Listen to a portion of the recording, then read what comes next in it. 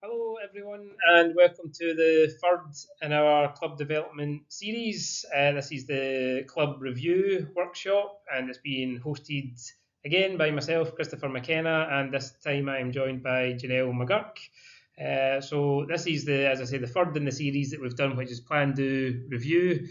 The very first one we done plan, which was back in January. We did in person at Fourth Bank Stadium. The do session was scheduled for February 22nd, but unfortunately we had to cancel that one. So that one has also been a recording with Tom Gebby. And this is the third one in the series with myself and Janelle. So the format for this one is it's just a recording is I'm going to run through the first half of the workshop, and Janelle's going to run through the second half of the workshop, taking a similar structure to what we did in the do session. If you've watched that one already, because these were designed as workshops, it has exercises and ideas for you to go back to your club and undertake. So we would greatly encourage, if you can, just to kind of take down plenty of notes. The fact that it's a recording, you can go back. We'll also share the slides for these if that's a wee bit easier to share amongst your clubs. But do enjoy, and we'll try and give plenty of prompts, but please get in contact with your community activation officer, because we are keen to come out to all clubs and undertake some of these exercises with you if you would like that support. So please enjoy. The 4 key workshop areas is we've got how and why to evaluate programs and projects, how to share your learning, how to sustain programs and projects, and then also we'll provide a wee case study example from Active Stirling as an example of a kind of evaluated, reviewed project. So the first topic we're going to talk about is why do you want to evaluate in the first place? Because there are loads of reasons to do this. We probably find it informally we do evaluate our programs, whether it be committee meetings or with parents or with other coaches. We talk about why sessions are good, why sessions are bad, and then we generally put things into place. But when we're talking about structured evaluation, there's loads of benefits as to why we would want to do this, both from our current programs, but then in this series of these plan, do, review. If it's a particular project that you're starting up, why we should be evaluating it at a certain point or at the end of that project. So the first one is about informing local and national policy. So for example, here in Stirling, we have the Stirling Sport, Physical Activity and Healthy Living Strategy. We also, from a national level, have the Active Scotland framework. NHS have a strategy and policy that they try to inform in regards to healthy living. So there's loads of strategies and policies out there, and if we're able to deliver projects that we're able to evidence the impact that they're having, then that makes a significant case for sport and physical activity, because the budget for sport and physical activity across the board is dwindling, and sport is in a budget which is coupled with health. So as part of the health and sport budget, I think the sport budget nationally is like less than 1% of that portfolio. So if we can have projects that evidence the impact that we're having, whether it be physical, mental health, community resilience, developing skills, etc., then we're making a case to get sport higher up the agenda as ways in which we can contribute to these larger social outcomes. The second one is about enabling others to do similar type work. So I think we need to pull together in sport. If we've got either clubs in the same sport or different sports, if we can learn from each other, if we can see projects and ways of working which we can share and learn, then we can duplicate and also help that success. Because then if you have a project that's delivering great impact and making that life-changing result, then really we should try and share that information. Once again, going back to the policy, the more people that we're doing the best possible work and the more people that are getting involved, I think we can all agree we're in that same aim objective. Third one is, again, similar to the previous one about not reinventing the wheel. Again, most of the people in the club network are volunteers, and they give up loads and loads of time every week to plan sessions, deliver sessions, transport people, organise events, do emails, social media, all the rest. So when it comes to plan, do, review, particularly around the evaluation bit, which is the bit where generally we tend to lose some of that time because we're back into the delivery mode, let's try and make things as simple as possible. So if we're able to evaluate and provide examples on how to deliver certain projects, then that means that others don't necessarily need to reinvent that wheel or do that work twice over. Or even for yourselves, if you've got that efficient project process in place, then it means that you're not having to reinvent that wheel and you're actually saving your own time. So if you deliver a 6-week block and you've got it all planned, doing review, then in a year's time you can hopefully deliver that 6-week project again without having to work through every single one of those steps. So also helps people in your community place a great deal of service and value on your service. So again, if you're able to evaluate things and you're able to say that it increased the confidence of a group of young people, or people were able to make friendships, then people in your community will take notice of this. They're actually saying, well, my young person doesn't say like football, for example, but we've learned that in this local football one, then actually they're getting free lunches, they're getting the opportunity to make social connections. That's stuff that's important to everyone in our communities. So even if you're not fond or particularly likeness to a particular sport, then you'll find that these wider social outcomes, if we're able to evaluate and evidence that, then that means that people put a greater service beyond just the sport itself. Needless to say that if we evaluate quite well, then that increases our chances of being able to get more funding for projects. If you're able to show evidence of the impact that your work's having, then that's very appealing for funders, because they know that they can trust their funding and their money with your organisation to deliver on the objectives of that funder as well. So if you can create that track record of being able to deliver projects and evaluate the impact, whether that's good or bad, it's just being able to show that process.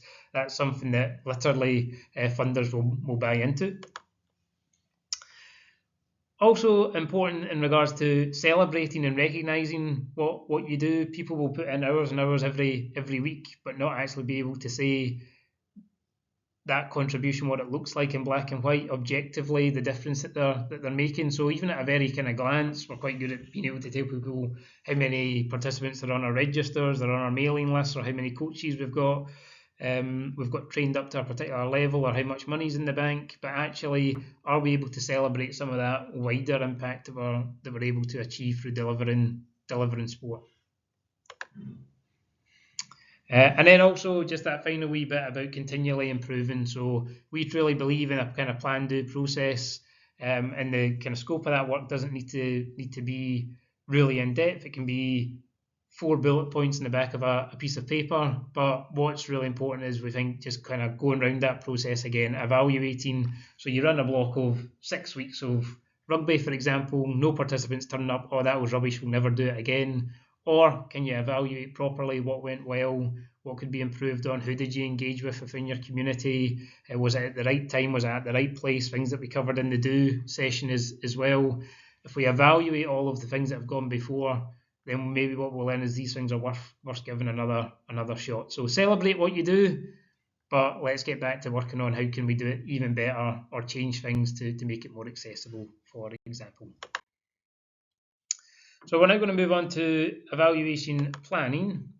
So the first thing, what you would do in this process, to kind of go over very briefly, is 5 steps. So the first thing, which is from our plan workshops, I would really recommend we go into you watch that one before coming onto this one, is understanding the change that you want to make in the first place. So if the change you're wanting to make is increase confidence, if it's to improve skills or feel more connected, those are examples of outcomes. So for example, we want 10 people to come along to our session, isn't an outcome, that's an output.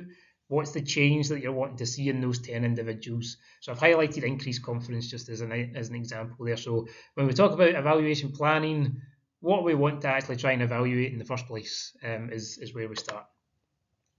Secondly, we want to understand how we're going to measure that outcome. So we understand the change that we want to make. Well, when the sessions are being delivered, how we're going to measure those things along the way.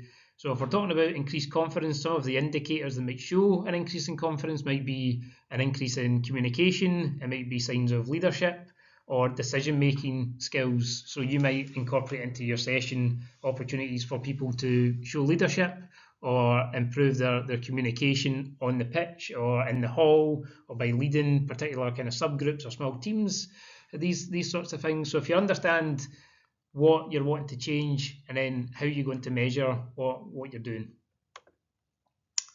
Third one will be about how you then collect that information, which is I'm going to go over on the next slide. Then you need to attribute who's going to do this at the very this is again part of the planning process. Is it going to be the head coach? Is there a parent or guardian that you can rely on? Is it someone within the committee that's quite keen on running this as a bit of a project? Try and find someone within your club that isn't going to detract from the core running of your club or your activity, but has maybe that capacity and that interest in this area to go and capture those indicators and that information. And then the final one is just when and where will it be collated. So you don't have to be at every single session collating information if you want to do it in week 1 and then the final week, or if you decide once a month you want to pop in and do stuff, or if you want to do it out with the sessions.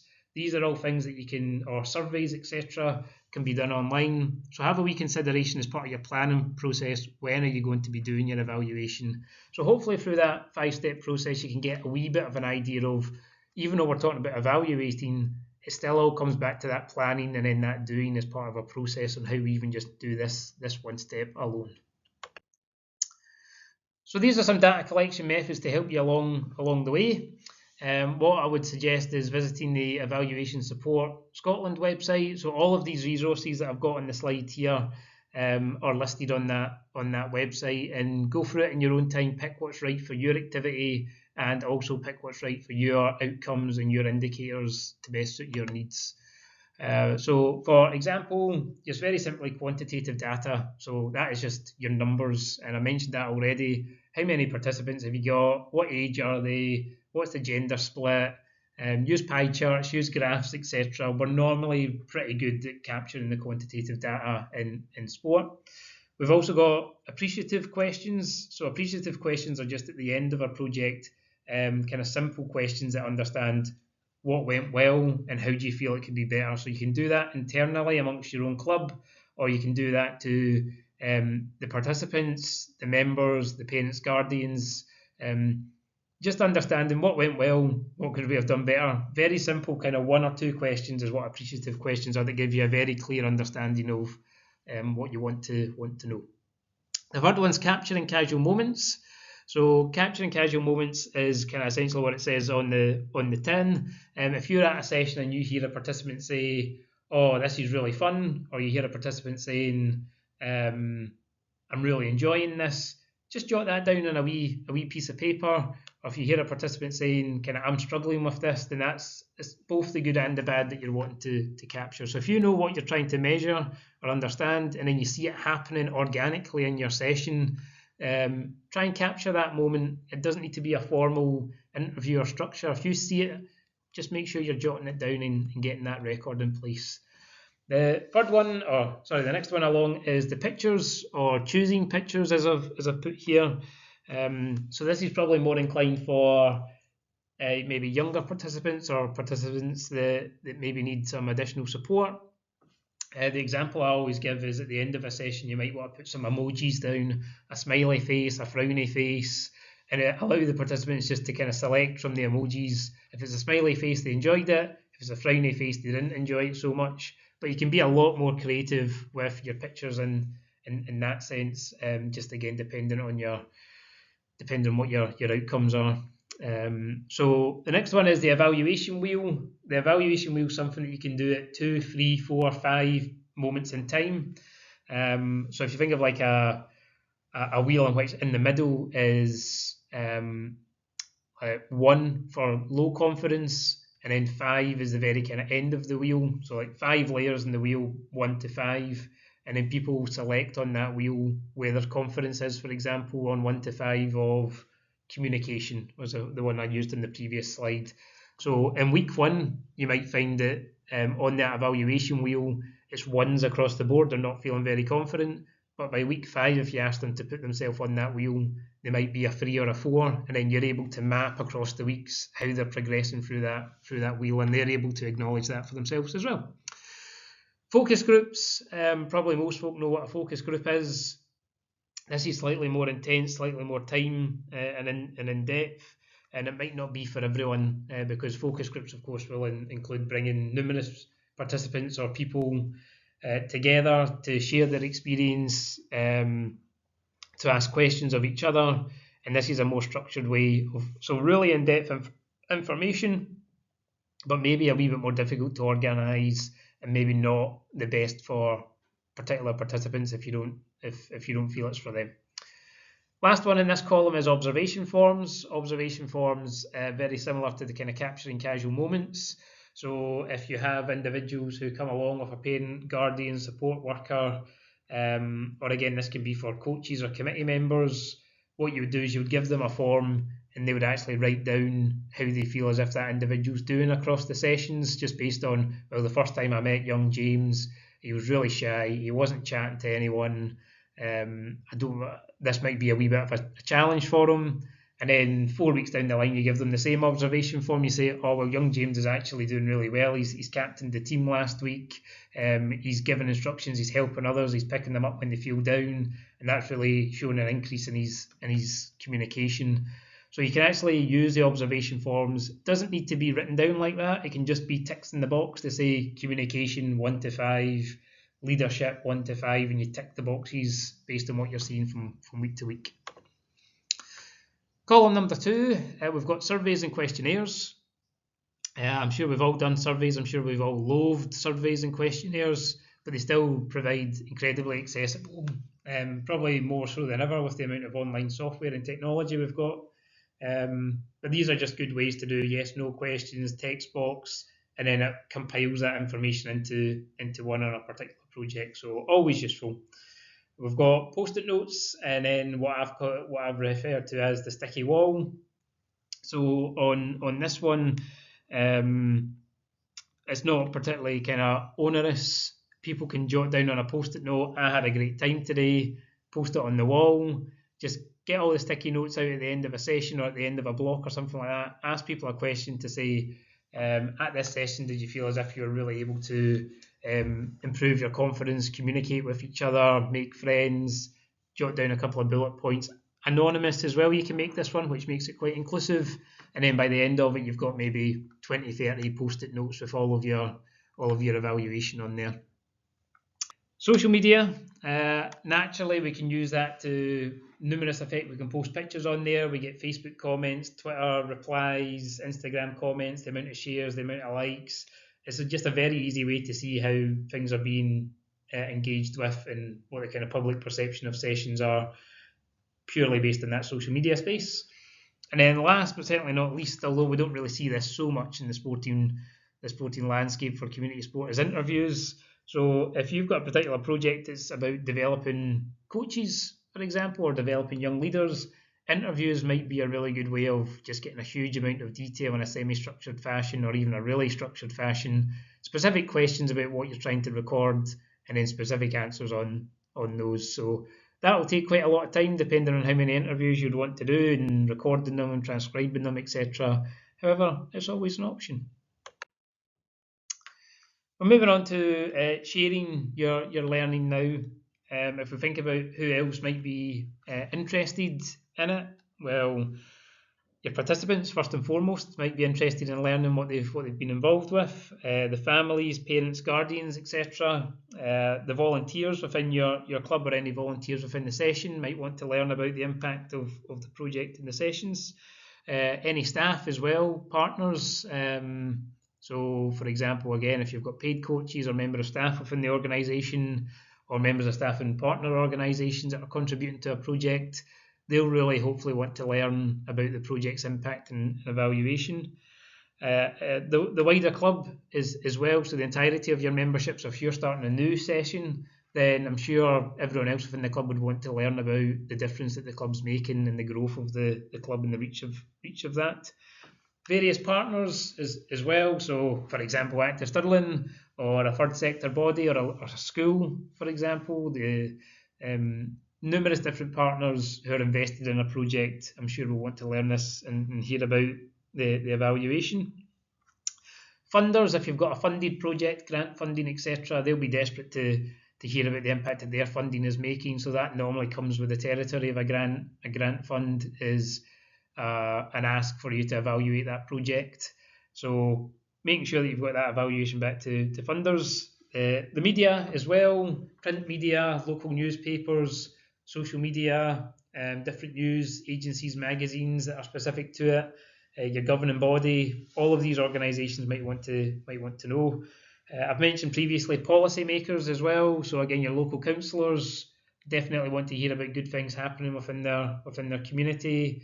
Senior managers within key organisations that are relevant to your group or any target groups that you're working with, and then local organisations as well. So maybe third sector groups, local community councils, development trusts, other organisations that maybe aren't sports specific focused but are maybe trying to achieve the same things that you've been able to achieve through your evaluations. What methods can you use to share that information? Websites, social media, posters and flyers. You could host a wee conference or a wee kind of sharing and learning event, or you can do a press release. Those are just one of a few different ways you can do it. And then just making sure that you have the appropriate contacts and people to get that information out there. So it can be a wee bit of work, but if you've got that prepared in advance, it becomes much more easier to deliver. And then also understanding just how much time will it take and how much importance you want to put on sharing the learning. So I'm kind of hoping that through these slides, and if you go through this process, if you've gone through all that work, you would want to take that time, and it is very important. So I'm going to run through a quick example before being picked up by Janelle for the second half of the workshop. So this example is a project called Bikes Without Barriers. It's something myself and a colleague at Active Stirling developed back in 2019. It was a 10-week pilot project, and its aim was to build a sustainable community-based adapted cycling project for those living with a disability or facing barriers to participation in cycling. I had 4 key outcomes, which are on the slide there, and I wanted to show you this process of outcomes, indicators, how we managed to record them, where did we do it. Just for context, this whole project, which was a funded project through Stirling Council, took about 6-7 months from conception to delivery, including the evaluation.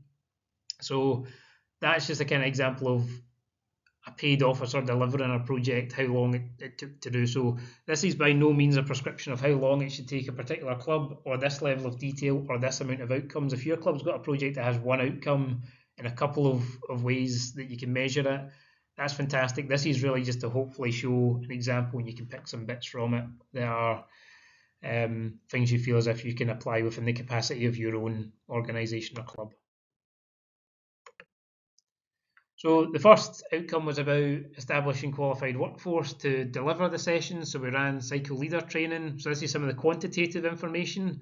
It's telling you the amount of trained leaders that we got, the number of volunteers total that were part of the project over the pilot period, the number of the courses that was ran, the number of voluntary hours that was delivered, and then the amount of demand beyond that. So at that point in time, we actually had 6 people on a waiting list to put on another adapted cycle ride leader course. So that's an example of how you use quantitative information just to evidence our ability to deliver a workforce for this project, how many people we were training, and then how many hours at a glance were being delivered back into the community. We also done, so this is the evaluation wheel that I mentioned previously. So we had 4 key skills that we wanted to develop. It was safety, skills, knowledge of adapted cycles, and then planning and preparation. So you'll notice that on the red line was week 1, how they felt as if their confidence was at the start of the course, like before they'd done any training. Then the blue one was how they felt at the end of the course, and then the yellow one was after they'd completed 3 hours of delivery back into the project. So you'll see that there was a natural improvement in their competency and their confidence across those 4 areas. So really, very much at a glance, you're able to see the change that we're able to make through this particular planned approach. For the next outcome, again using some quantitative data, we had 32 participants, we delivered 25 sessions over the 10 weeks, and then we also had 107 participant sessions. So that means if you had like 10 people coming for 10 weeks, that'd be 100 participant sessions. So on average, that was maybe about 4 people coming to a session based on the number of sessions. We're able to give you the gender split there, in which it was slightly more males than females. We were able to give an age breakdown, which again just kind of evidenced where the kind of demographics were coming. And then the key one for us, we were able to say that a third of the participants had never cycled before. And this was all just for a contact form, providing this information while they were signing up. So you can do quite a lot of evaluation before anyone's participated in anything, just from asking the right questions and using the right forms. Our next one was about improvement in feelings of well-being. So we used the observation forms I also mentioned as one of the methods.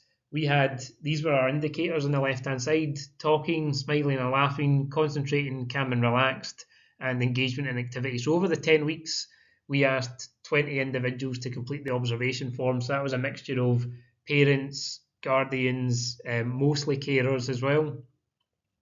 And all we asked them to do was kind of put a tick in the box of, was there not much, was there some, was there a fair amount, and then, or was there very much. So again, you can see at a glance just through that process, we're able to see that there was quite a lot of, for example, engagement and activity was way up at 70% for quite very much. Same for smiling and laughing. So these were like key things to say that people were enjoying the activity, they were concentrating, they were involved in the activity as well.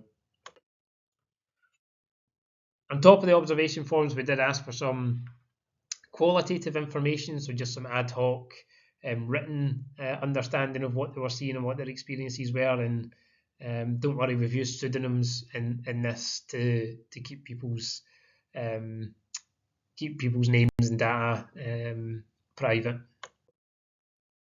We also use social media and the press. So we sent an article to be shared on the council's own. It's not quite a social media page. I can't remember what it's called now, but it got 712 views. The kind of council's kind of key sharing platform that they've got within their staff base. We got 42 new members to our Facebook group. We got 273 total likes, loads of shares, loads of comments and retweets. And then also plenty of tweet likes as well. And I've given you a couple of examples of what people were commenting, just to kind of show the level of reach that the project was able to deliver.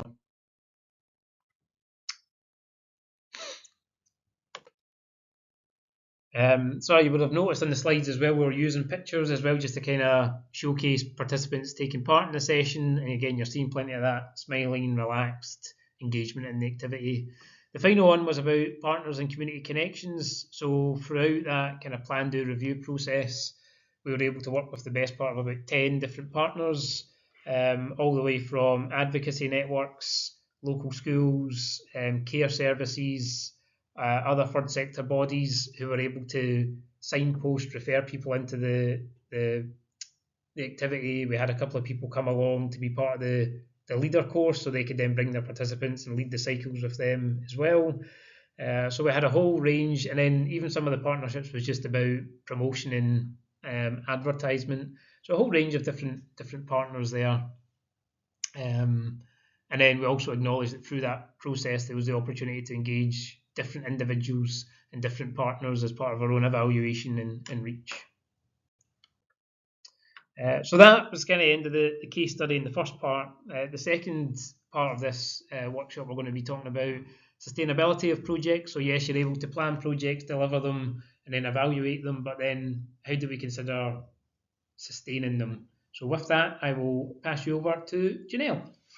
Hi guys, so like Chris mentioned, we're moving on to the second part, which is about sustainability. So I know sustainability is a wide topic, but in the area of club sustainability, we're going to look at kind of your projects, your sessions, your coaching team, if you have one, the committee and the club as a whole. So we've got a few questions here that Chris is going to pop up. So the first one is, what does sustainability look like for us? So that's you guys as a club, as a committee, and within your community. The second question is, how sustainable are we currently? So that is currently looking at what you've got and how your programs or sessions have been running so far throughout the years and how sustainable they are. And they just kind of, do they run themselves? Are they kind of just ticking over? Is there some that need a bit more maintenance and care? And then the third and final question we have is, how do we become more sustainable? So let's just stop, have a moment, have a wee think over the three questions and what those mean for you and your club. Moving on to the next slide, we're looking at its a model which you can use to obviously look at the sustainability and where you're at within your club. So this is the SWOT model, so that looks at strength, weaknesses, opportunities, and threats. So this is broken up into two different sections. So you have your internal factors and your external factors. So for the strengths, what you would be looking at is, what do you do better than anyone else in the community? So what does your club do better than anyone else? What makes you unique? Any low cost resources that you can draw upon that others can't. So for instance, your member skills. Do you have members within your club that work within marketing, work within trades that can help with the maintenance of your club, work maybe in kit supply, and even accountants that could help you with the finances in the club's books? And then as well, what do your members see as your strengths? So reaching out to your members and saying, what do you like about the club? What do we offer that you think is a strength within the community? Second part of the internal factors are your weaknesses. So what could you improve on and what should you avoid? So what maybe isn't working well and needs to be fixed, or what should you avoid completely? Going on to the external factors, you've got your opportunities. Do people have a need in the community? Is there a need out there that you could tap into? New trends, for instance, this year's an Olympic year. Could you look at that trend in promoting the club or having a community day promoting your sport? Is there a gap in your area? So having that look of what's currently going on and what isn't being targeted, and seeing if your club could support something in that area. And changes in your national governing body or governmental policy. For instance, is there any initiatives that your national governing body is pushing out? Any funding available to tap into projects such as women and girls, veterans, school taster sessions? And then the final one in this is threats. So any challenges that your club may face, maintenance of facilities, bringing in new members, what are your competitors doing? And the final one as well, and this is like your finances, any issues, increasing costs of electricity, things that your club may be finding hard to deal with. Moving on to the next one. So this is a purpose profit matrix. So the purpose profit matrix is a visual way of assessing the sustainability of an organization or club, then planning for future sustainability. So what you would do here is look at what you're currently doing and seeing where they would fit into the different categories. So from the picture, you can see there's the 4 separate categories. First off, you would need to agree on a shared definition of purpose. So that's that sport and social aspect, what your sport does well, what's the purpose of what your club is doing. And obviously profit, you've got your direct and indirect profit that you can make. So the one on the bottom left is the stop sign. This is activities that you would need to stop straight away. These are ones that aren't working well, that are maybe a drain on finances, a drain on volunteer and staff, but you're just not getting the outcome from them. If you move along the bottom, we've got the cash cow. So what makes profit? What is more profitable and used to sustainabilize your heart activities, what we'll move on to in a wee minute. So if you go up to the heart, so these are projects with high purpose that may never be financially sustainable or self-sustainable. Projects aimed at maybe participants with low to no ability to pay for the activity, or community interests such as women and girls, recovery community, veterans. What's the heart? What are your club doing that's high purpose? Moving on to the star. So these are like the projects that are working perfectly, your sessions, projects that you don't need to change. They're in that perfect bubble of working successfully year on year and are going really well. So as you can see from this is a great way to evaluate what you're doing as a club and what is working well, what brings in your income to support other projects, and what isn't working and you may need to look at and change. So moving on with the purpose profit matrix, we're looking at what could you put into these. So if we move on to the next slide, you'll see that we have kind of a list of ideas of what you could be putting into and dividing up into those 4 categories. Do you run holiday camps during the schools? If you've got any like male and female squads of different age groups, coaching course and education. So it doesn't just have to be the sessions you're putting on or the activity itself, what you do for training up your coaches or volunteers within your club. Do you run after schools programs? Do you run a pay to play, so not just a membership based income? Do you run pay to play sessions that are open to non members to come along? Do you have any sessions that you run that are community interests, such as women and girls only, veteran groups, disability, so ASN based sessions, events, competitions, leagues? So there, as you can see, there's a lot of choice here. So if you, on the next slide, we'll have a wee example of what you would put in each section. So from this, let's maybe create your own of what you've got in your club, and then you can have a wee try in the next slide. So from this, I've put some into each of the sections. So in the heart here, you can see we've got the women and girls, and we've got school tasters, social groups, volunteer mentoring program, and one-to-one support for any young person that needs. So these are your high purpose sessions or activities that you're doing. Next, you've got your stars. So these are the ones that are working great within a club. So for instance, the under 14, 16 or 18 squads, they're high competitive teams, they're doing really well, they've got lots of members in them. Parent and child sessions, these could be sessions that are run extremely well, where parent and child are paying to come along and do specific sessions with their kids. Moving on to the next one, you've got your cash cow, so your membership coming in each year.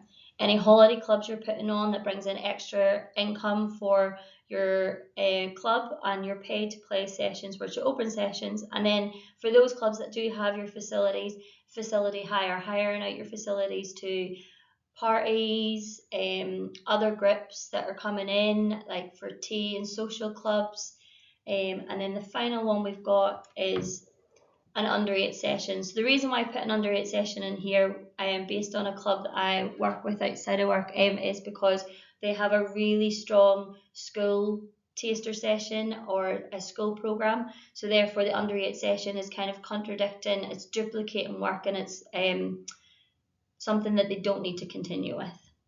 So take your time and go through what you currently offer as a club and see where each of your programs and sessions would fit within each of the 4 sections. Now we're moving on to another model, which is social enterprise model. Now, within the social enterprise models, there are ways in which to generate profit to reinvest towards social causes. There's a lot more detail into becoming a social enterprise, which we won't touch on today, but we do have a episode available already on our Actify regarding this that you can go along to at your own time and have a wee flick through and listen. However, within the social enterprise models, there are approaches which we can take to support sustainability, and which we're going to look at now. So the first one is buy one, give one, or pay it forward. So on this, we have a few examples that you can click into at a later time and go onto the website and have a look. But the first one, these are trends to be a product-based approach where purchasing a product, the customer then provides access. Often at another place or time to someone who otherwise maybe wouldn't be able to access it. So for instance, our first example is Hey Girls. Hey Girls tackles period product poverty by giving a girl or woman one pack of product for every pack bought by a commercial customer. The second one we've got is Social Bite. It runs a pay it forward model where customers buy an item of food or drink in advance while purchasing their own, and this product is then ring-faced and items are later given to those experiencing homelessness. So these are examples that are not sport-based. However, for some club-based examples, your memberships. When purchasing your own membership, you could have an option for people to also buy an extra membership, which the club can then allocate to those people in need. This could be people within care experience, low income, or challenging lifestyles. We're going to move on to the next section, which is Robin Hood. So Robin Hood, this model balances the commercial and social aspects of a business and generates money from those who can afford to buy it and uses it to support those who can't. So in this model, product services are sold to commercial customers at a commercial rate, and then the profits are used to provide a product or service It can be the same or different to those who otherwise wouldn't be able to afford it. So the examples that we've got here are Well Fed. This is a catering company who provide corporate catering services and at-home catering through Just Eat. With the profits raised through these services, they run a community cafe in Glasgow, providing holiday hunger programs, homework clubs, Christmas dinner initiatives, and regular food packages for those suffering from food poverty. The second example we've got is Eat, Sleep, Ride. This is a horse stable, licensed riding school and trekking service centre.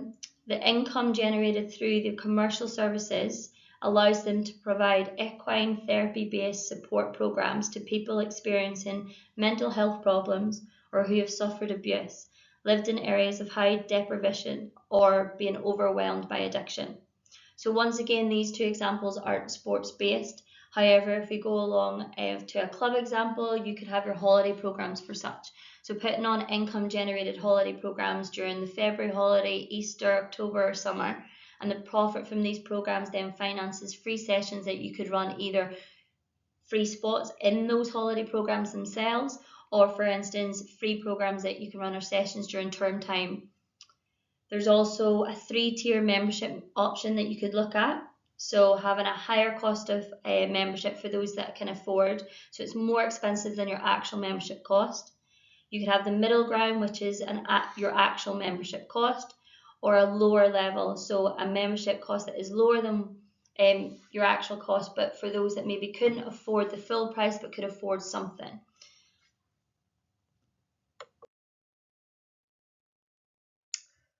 So that brings us to the end of this 3-part Plan Do Review series. Again, we just kind of wanted to recap and then discuss how we can implement some of this process and best support your club, committee, or any individuals moving forward. So the first thing we kind of wanted to outline is that this is a continuous cycle. The idea of Plan Do Review is that you don't do it once and then say, well done, we've done Plan Do Review, shake hands and say we've completed it.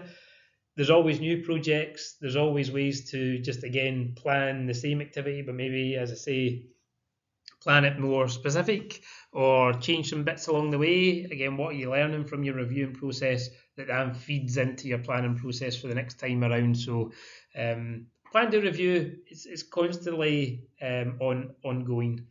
We think the process can be applied to a particular project or the club as a whole. So in the plan workshop, we've done a whole thing about club development plans and how you can actually plan across the entirety of your club based on the amount of volunteers, coaches, capacity, resources that you have.